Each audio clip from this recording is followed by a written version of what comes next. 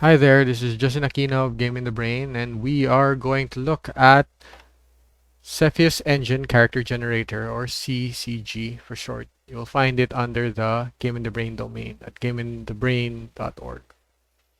Okay, so let's just use it. So you just generate a character here, and you get a character, human baseline. Um, call this. You have the languages, so you get to choose random, primary culture, secondary culture. So there's a drift um, probability, and of course you can lock in different cultures. Okay, so this will duplicate. This will view also in cell phone mode. So this is cell phone friendly as well. So you can, and it's a progressive web app.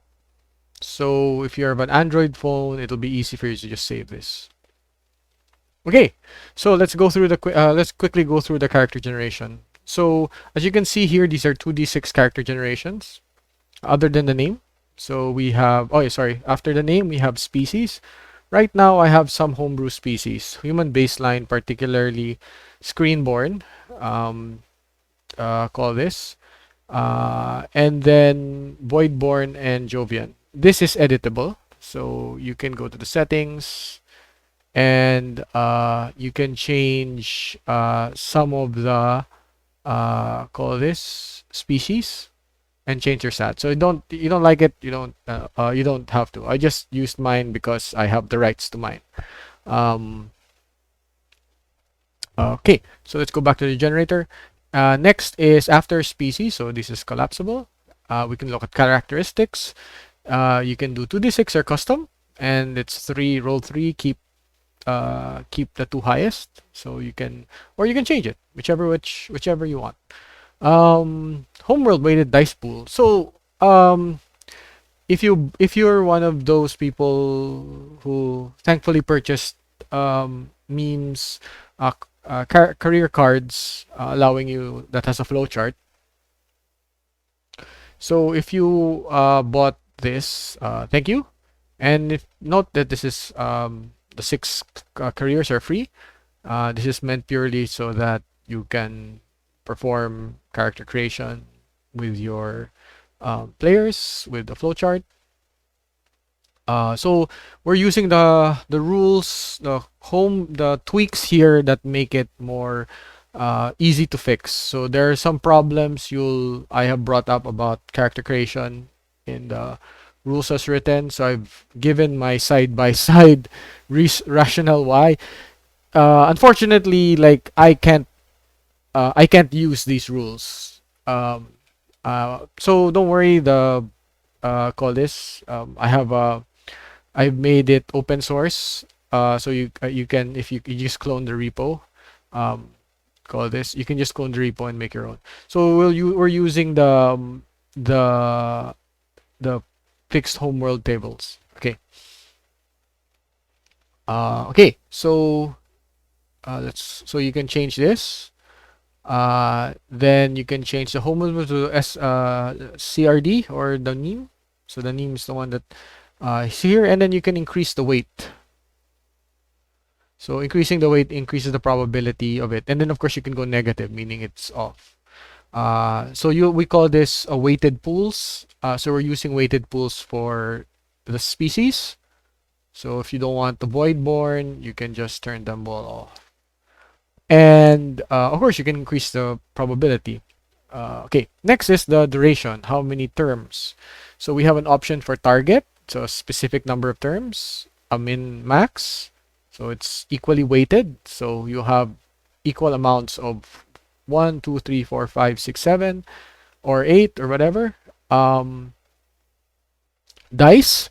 So this is what you call this. This is 4d6. Keep 3. So it goes up.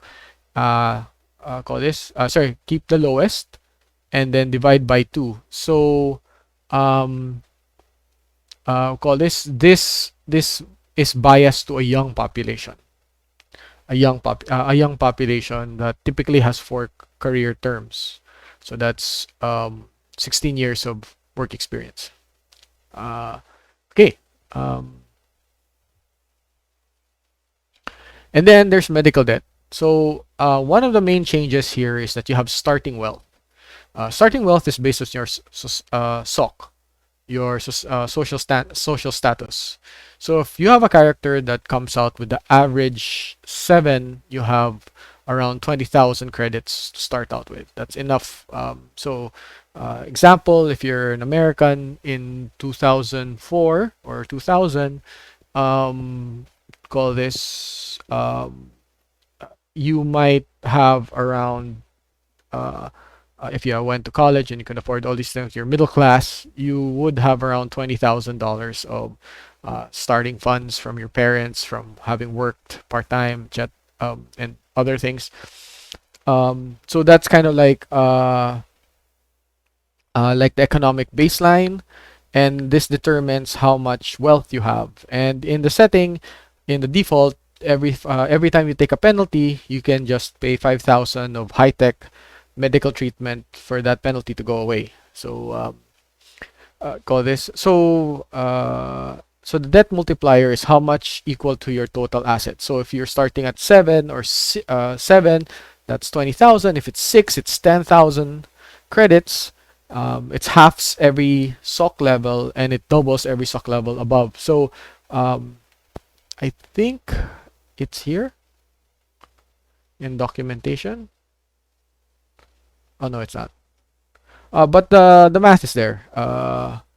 Call this the math is there. So okay, let's go back to the generator. So let's say someone with 10,000 starting funds. Of course, it's enough for a suit, whatever. And of course, there's the benefits, meaning you were able to save up or you were given bonuses during the course of your career. So of course, and there's the use anagatics. So I've created a pretty sophisticated system. It's not very straightforward when someone uses anagatics. And anagatics in this setting, in this mechanism, makes you 3 terms younger or 12 years younger. So when you're, it just, I didn't make it compounding penalty. I just made it straight out. If you're not rich, you're middle class, you can work 10 terms, and you just pay your way. I did the statistics. So if you get access to this, you can do the statistics. And what happens after 1,000 characters that generated with this? Typically, the accumulated amount of medical debt from all the lost ability modifiers is call this is around 20 to 30,000 credits. So characters who are call this middle class, they'll burn through so much of their resources. Of course, if you're wealthy, you'll thrive. You can get anagatics. There's a statistics for that. Anagatics keeps you as young as 20-year-old. You look like a 20-year-old, and there's a thing called apparent age, and there should be something here called apparent age and your actual age. So yeah, anagatic debt, medical debt. So this allows a character to basically because of their sheer wealth, have the best physical capabilities accumulated over a century, up to almost a century or half a century, and still look physically fit. So yeah, call this late stage capitalism. So yeah, that exists. Starting wealth equals to your final SOC, and because if you gain seniority in your work and you accumulate terms and you're productive, you have a lot of skills, you go up, and you go up in society, and you earn more. Of course, characters with low below 7, and in the statistics, um, characters below 7 die. They just run out of. They take so many endurance penalties from aging that they just die. So yeah, there is character death here through aging.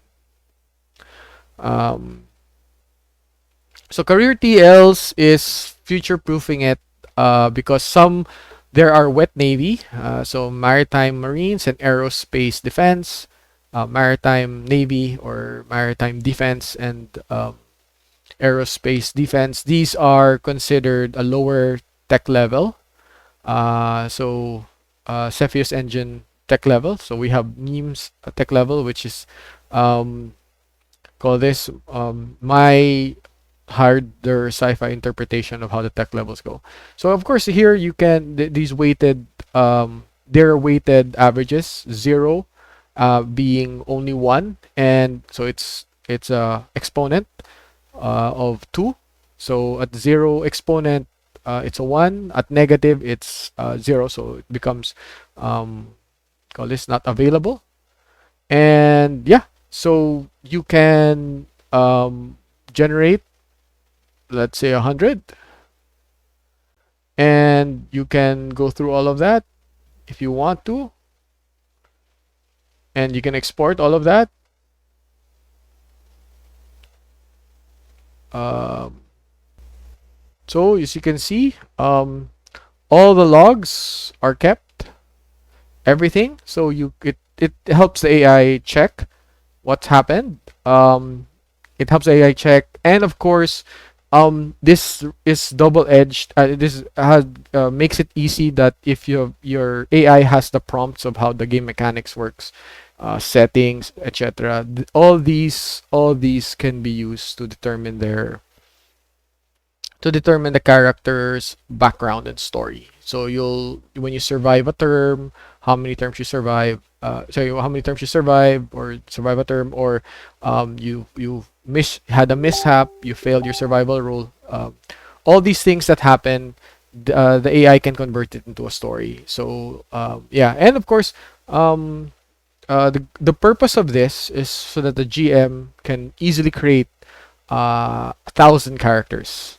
The reason why it's 1,000 is because it's easier to tell if the AI is not doing well when it's generating 1,000, and you can see the rules break down when you're creating 1,000 characters. So yeah, that's the call this that's the um, game in the brain, call this Cepheus engine character generator. Um, One of the notes I have to say is that if you're using agents and you learn to use agents, once you have all the skills, you create all the skills, and of course you understand how the agents work, it becomes easier. So I made this with Kimi in the $100 plan, and Kimi has so much tokens. I run them. I finish 2 to 3 million tokens per day, and it's still like a lot left over. I don't run out of tokens, so that's what I use to make this. Okay, if you hate AI, don't you can completely ignore this.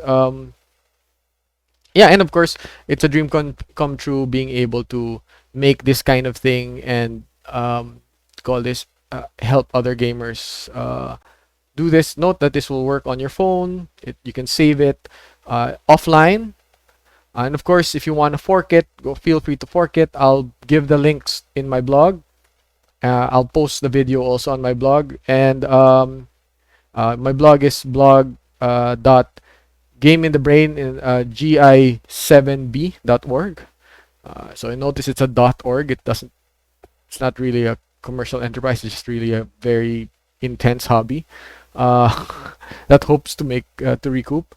Okay, so yeah, this is the call list. I hope you enjoy using this. If you have feedback, feel free to give me some. I'll get back to it when I can.